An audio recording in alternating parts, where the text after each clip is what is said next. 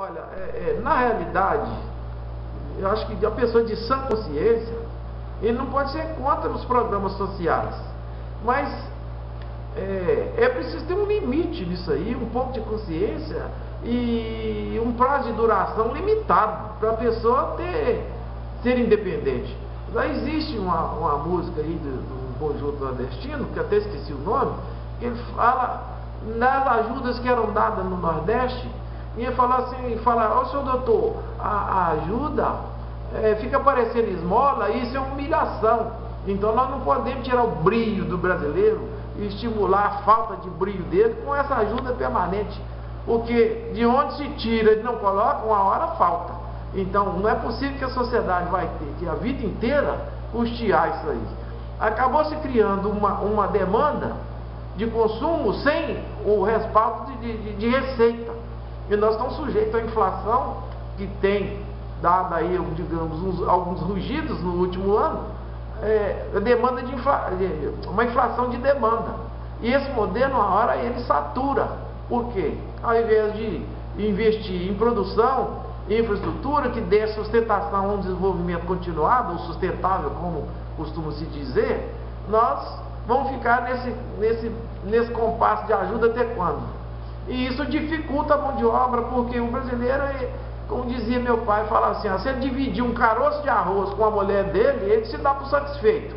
Isso faz a acomodação do cidadão, a meu ver. Então, eu acho que isso mais prejudica a produção brasileira do que ajuda. Instantaneamente parece uma caridade, mas no longo prazo pode se tornar uma miséria.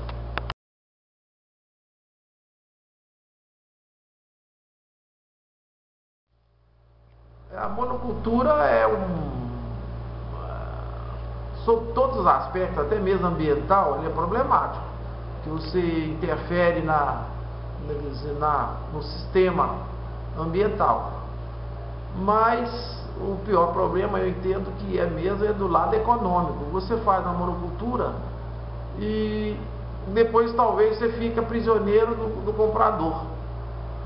Às vezes pode acontecer isso, se você não tiver um contrato muito bem conduzido. De modo geral, o produtor não está muito consciente para esse tipo de negociação, e ele está sujeito a se estrepar, de ficar na reta final, também ficar preso na mão das grandes empresas que detêm, digamos, quase um monopólio também de utilização dessas monoculturas, principalmente de eucalipto e outras espécies que vão para celulose.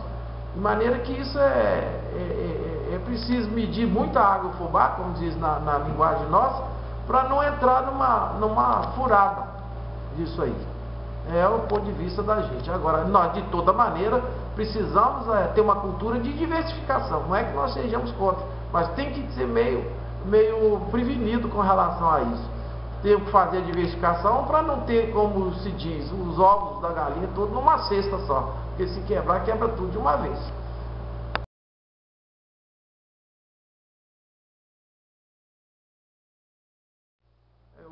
Os sindicatos nossos,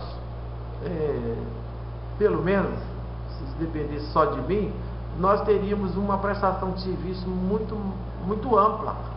Mas a coisa flui da seguinte maneira, que causa e efeito. Nós não temos condição de prestar esse serviço porque não temos uma condição financeira à altura.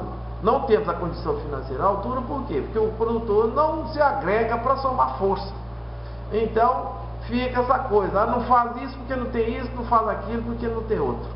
De maneira que, mesmo assim, esses 381 sindicatos, pelo menos os que a gente pode falar no estado de Minas, eles, de uma forma ou de outra, eles não estão de tudo de pés e mão atadas, porque nós temos ainda a Federação Estadual, que nos dá um complemento de assistência muito grande na parte política, na parte jurídica, principalmente, não tem uma orientação mais afiada que pode assistir ao produtor rural. Quanto aos problemas locais, a gente vai fazendo aquilo que dá para fazer. Temos também o braço da educação, que é o Senac, que nos ajuda demais fazendo os treinamentos da mão de obra que a gente precisa, à medida que vai sendo demandado.